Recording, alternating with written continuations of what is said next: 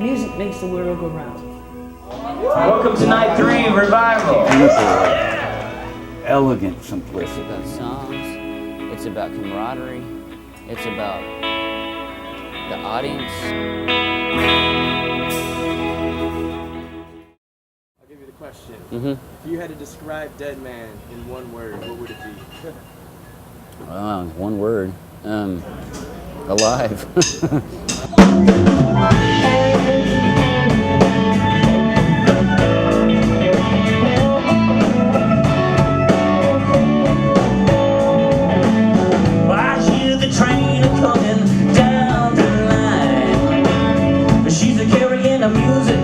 Some old friends of mine, and when they get here, we're gonna let it move. We're gonna play about midnight, and you can come if you choose. Well, it's your heartbroken lovers that will give you no release. Please, don't you do this to me. Please, don't. This has been a process of a rebirth for Deadman. The band kind of came together on its own after having self-destructed.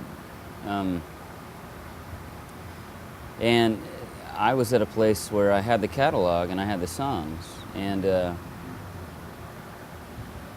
band started coming together, me and Jacob and Kevin and Kyle and Matthew, and then eventually Lonnie joined on, and we had the full unit.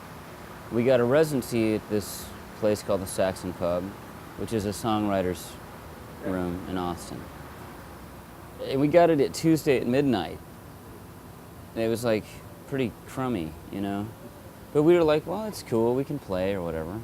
So we thought, well, that's fine. We'll just use it and have fun, you know, and play, and I don't care if nobody's there, and they didn't care if anybody was there. Yeah. And we looked up one night and the place was crowded, and we were like, well, hey, welcome to the show, you know? So Richard, the sound guy there, had kind of taken a liking to us and liked the songs and the music, and he was like, hey man, you want us to record it? And we're like, yeah, record it, you know? We don't know what we'll do with it, but let's record it. And so he started recording it, and we just had him do it every time for the duration of 5 months, you know? And we got done with it, and we said, you know, we've got something here. Richard was doing a great job capturing what we were doing in the moment. And I felt like it was one of those things of, you know, if you could get a recording of Bruce Springsteen at the Stone Pony, you know, like a band doing what it was doing in its element, people showing up, and there was something else going on besides just going to a gig for both the artist and the audience. Because we didn't understand why people were showing up, but they were, and we were like, oh, that's cool, you know, whatever, it's great. And but it was some sort of thing that was happening. And so these 3 nights that we've been doing what we called the Revival, themed after the old tent revivals, the American tent revivals, where people would come from all over and they would hear a message and their faith would be revived, you know? Yeah.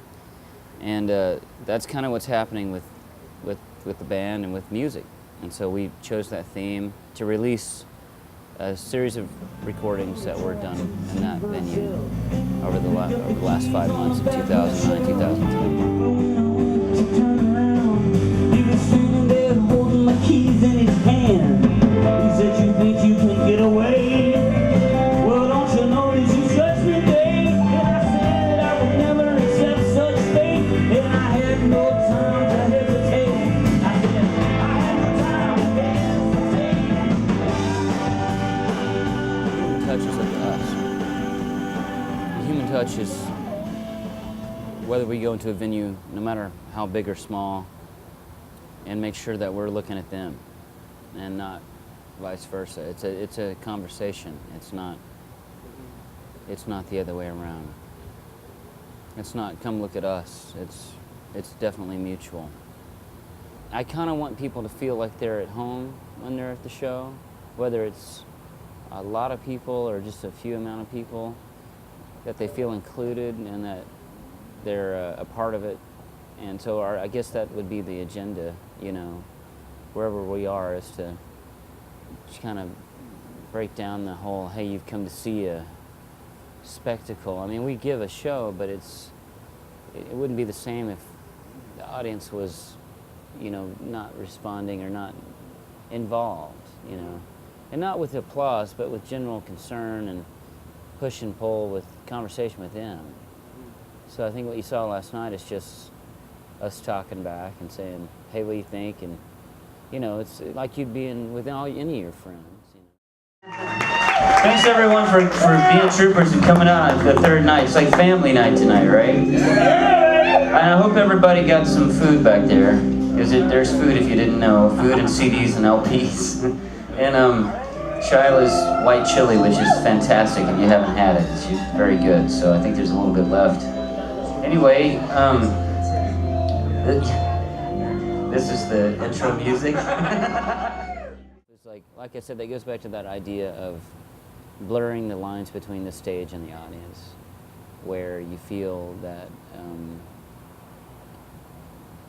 they are just as important as the band. You know, without the two interacting, nothing happens. That's why when you go see a band, they may be really great, but no one's there. They don't play as well. It's kind of, you know, and it's forgettable. But when there's just as much enthusiasm from the band back to the audience as there is from the audience to the band, there's something that really happens. If I get down in the river, can you do it safe? If I